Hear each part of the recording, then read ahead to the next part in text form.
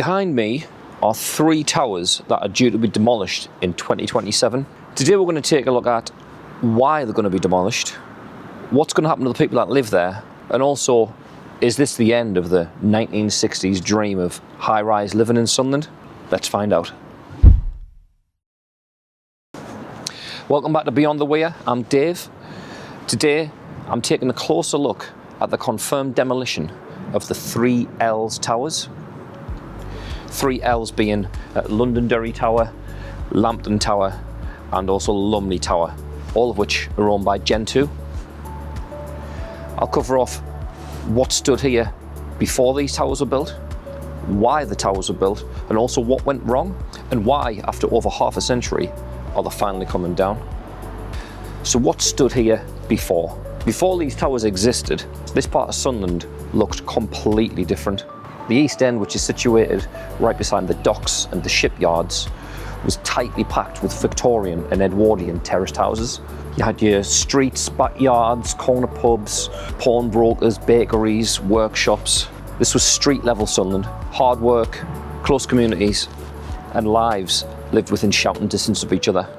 During the Second World War, Sunderland was heavily bombed. The docks, the river, and the surrounding area, including the housing, were all prime targets because of their industrial importance. Large areas of older housing survived into post-war years, but many streets were later declared unfit for modern living, and then subsequently marked for clearance as part of the National Slums Rebuilding Programme that went on in the 50s, and that's where the idea of high-rise living entered Sunderland.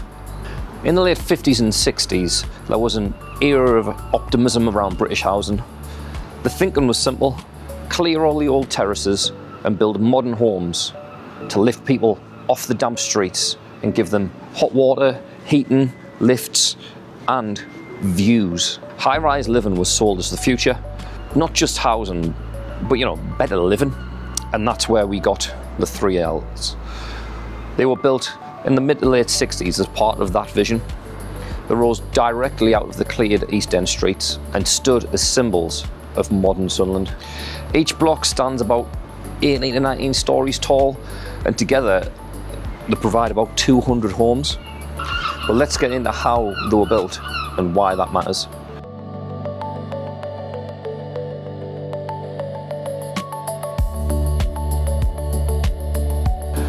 The 3 L's were built during Britain's concrete boom. Across the country, councils were clearing out old terraces and replacing them with modern tower blocks built from large, prefabricated concrete panels. This was in place of laying bricks by hand, which came at huge expense and huge labour costs. Instead, these huge slabs were made in factories and then carried to site on trucks and then lifted into place using cranes, a bit like a big Meccano set. This system was known as Large Panel System Construction, or LPS. It was fast, relatively cheap, and at the time, it was seen as the future of housing. The problem is that history's not been kind to this method, and a lot of that goes back to one building in London called Ronan Point. In May 1968, just a couple of months after it opened, a small gas leak on the 18th floor caused an explosion in the kitchen, and that blast blew out one of the load-bearing walls, which was made of one external panel. And because the panels weren't properly tied together, an entire corner of the 22-story building collapsed in a chain reaction, one after the other, like a controlled demolition, all the way down to the ground. 4 people were killed and 17 were injured. The death toll would have actually been way higher had it not been the time of day that it happened. It happened very early in the morning. It was actually caused by a gas cooker that wasn't fitted properly. It had a gas leak, and when the lady who lived in that apartment went to light the gas, struck the match, that's what made it explode. She actually survived, funnily enough. Now, what happened was it caused all the living rooms to collapse all the way down. But because it was so early in the morning, most people were still in bed. So most people woke up looking out onto the open sky, which is crazy to think. But the photos, as you can see, show just how bad that explosion was. That disaster shattered public confidence overnight, and it led to a major public inquiry which as a result led to new building regs, including the concept of disproportionate collapse. In plain English, it basically means buildings must be designed in a way that one localised accident in a tower block doesn't bring down a whole section of the structure, which you kind of think should have been there in the first place. But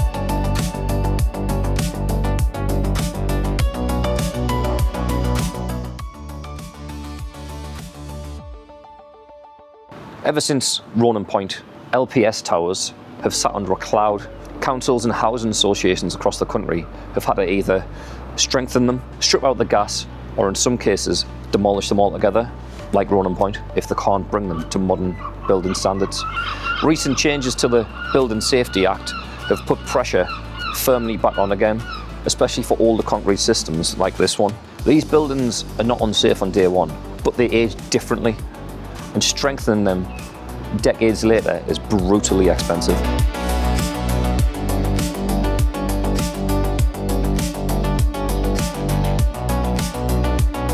For many residents, these towers weren't just statistics.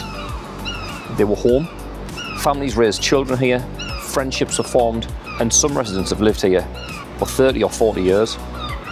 The towers offered warmth, views of the weir, and for many people, security.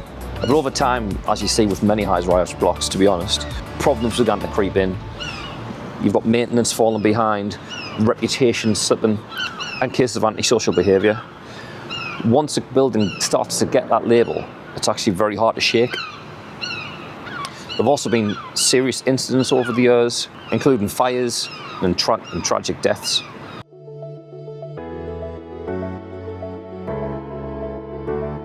Back in the early 2000s, they actually underwent a major refurbishment, all three towers.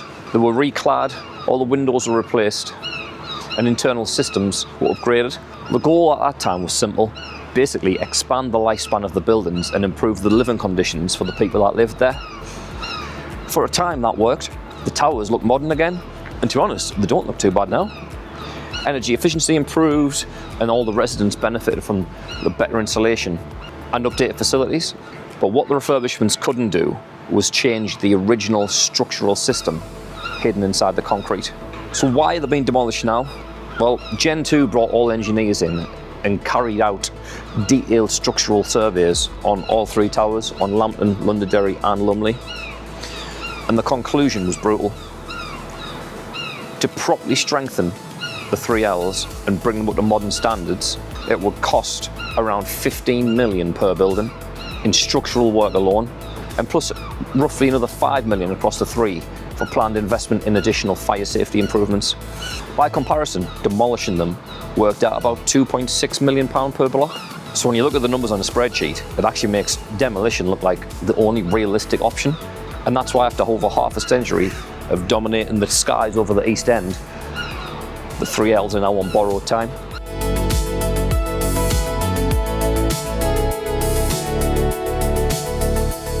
Gen 2's launched a formal consultation with the residents outlining two options: either long-term structural engineering or full demolition and with rehousing and compensation.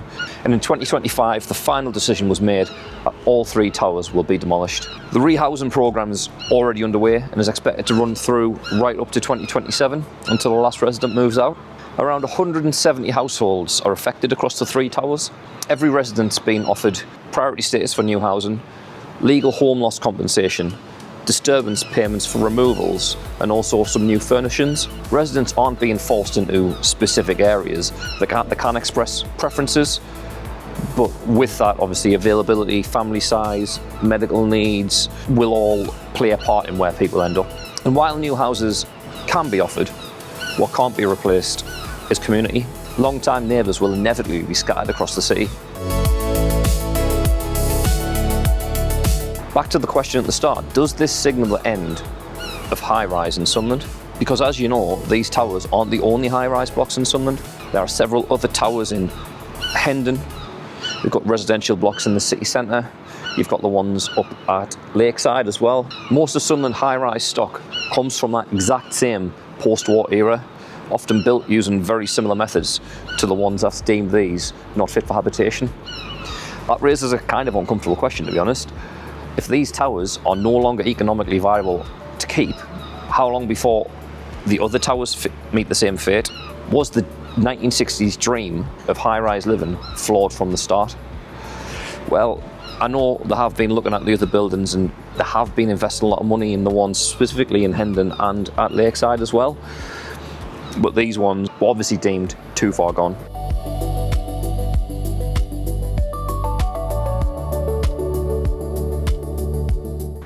So what will come next for this land? Once demolition is complete, there's currently no confirmed redevelopment for this land.